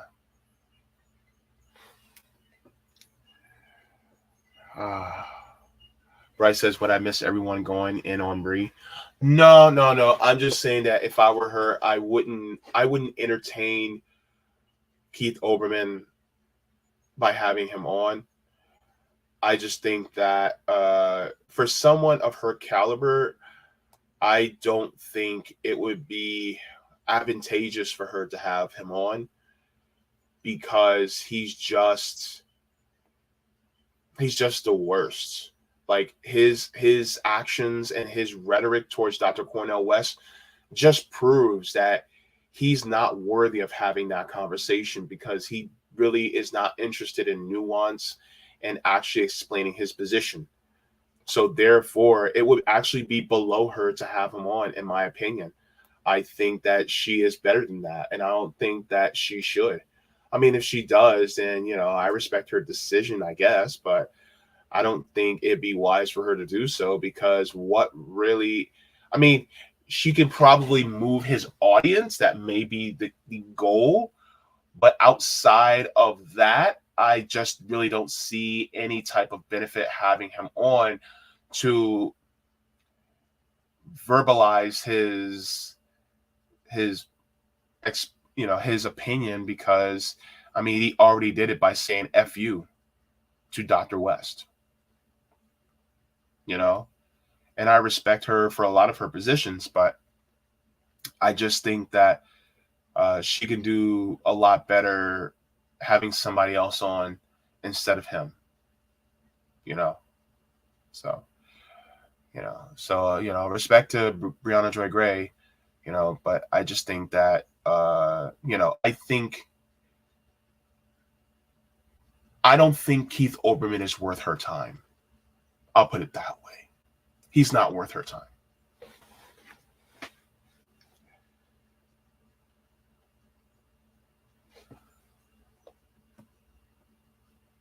Yes, basically, whoever. Saying FU is not an argument and shows that the person has no intention of arguing in good faith. Basically. That's what it is.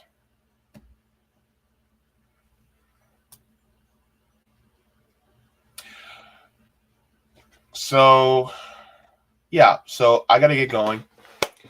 I have my class in about an hour, so I'll be going to Midwestern Marx and doing my basics in Marxism class. So if you guys would like to go there, you guys can also go there to Midwestern Marx on YouTube.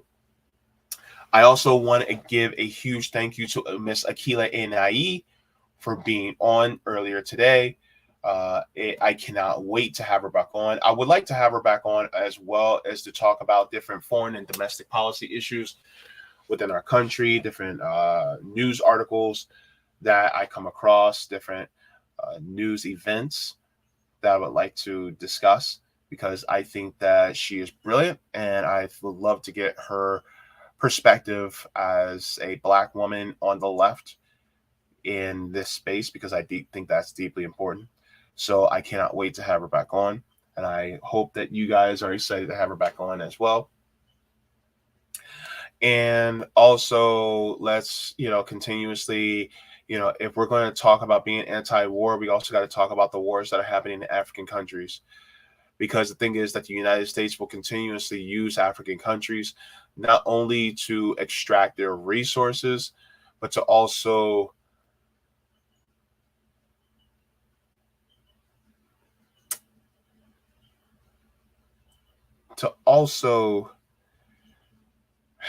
exploit the people, to also make sure that the area is destabilized, so that the people will always continue to suffer, so that they always continue to have a military presence there, because it benefits the military industrial complex. And to Keith Olbermann, shame on you. I would say more, but I'm trying to be nicer. I'm trying to be kinder. God, I want to say what I really want to say, but I got to keep myself in a kinder space. That's what I'm trying to be. So yeah. By the way, if you guys have not, also make sure to go to handsoffuhuru.org/donate. If you guys want to also help them with their legal expenses as well, they are definitely still in need. And anything else extra, they probably can use towards community actions as well, because they're doing strong community action on the ground. So make sure to also do that as well. Also, if you guys would like to, you guys can go to my Substack at jaybefaunt.substack.com if you guys would like to get email notifications, because just to let you guys know, the YouTube notifications are not so reliable. So go ahead to go to my Substack for those email notifications, just like you got for this stream as well. And also, thank you so much to the patrons on Patreon, Coffee, as well as members. And thank you guys so much for supporting this channel, because without you guys, I would not be able to do this. I've been going through some times today. So you guys have been very awesome in helping me to sustain this channel. So thank you so very much. Also going to be trying to get, because I've been sick, it's hard for me to do the readings for Assata Shakur's autobiography, as well as Laziness Does Not Exist. So I do apologize for being very, very late on that, but I'll be getting into that as soon as I possibly can, once I'm feeling a little bit better, once I'm not sounding so nasally as well. So thank you so very much. Also, I will be, did I put in my calendar? I did not. I'll be joining some comrades this Thursday on their channel. We can't afford milk. We can't afford eggs. We can't afford hang on. Let me make sure. I want to make sure I get the channel name correctly.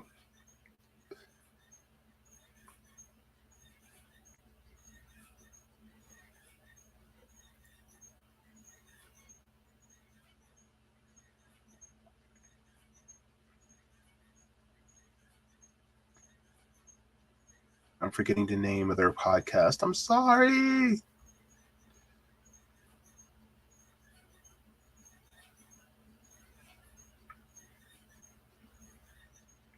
Make sure. Oh, Left Without Borders. So they have a podcast called Left Without Borders. So I will be joining them this Thursday at 8 p.m. Eastern. So be sure to look them up.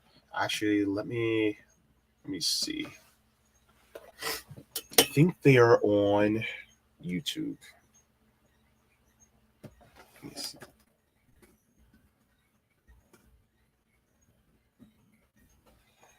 All right, let's see.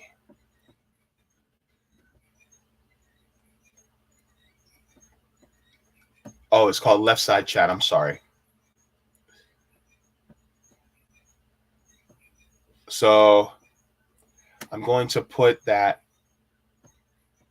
I'm going to put that inside the chat so you guys can have access to that. So you guys can tune in at 8 p.m. Oh, sorry, 9 p.m. It's going to be 9 p.m. Eastern time on Thursdays. So there you guys go. And so I just want to thank you guys for tuning in as well, because this was a lengthy show, but we had a lot to talk about. So I am glad to have been able to get into it. Rebel Seer says, do you have a place we can mail you care package? I don't have a P.O. box. P.O. boxes are expensive, and I don't have it right now. And I rather, before I allow anybody to send me any type of care packages, which I would definitely welcome, I need a P.O. box first, and that's super expensive, and I just don't have it. And so for right now, I'm sorry, I really don't have anything right now.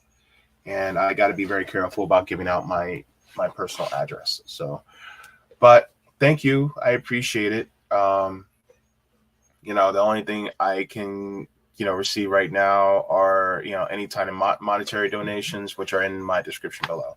But thank you so much. Good to see you, Rebel Seer. So, by the way, in addition to and furthermore, thank you so very much. Water your plants, water yourselves, leave the world better than you found it. Look, smoke them if you got them, drink them if you got them. If you don't got them, then just laugh, because joy is revolutionary. And be respectful, especially if you want nuance. Just respond in a more kinder way. Don't be like Keith. Keith is being a jerk, and we don't want to be jerks. We want to be good to people around us.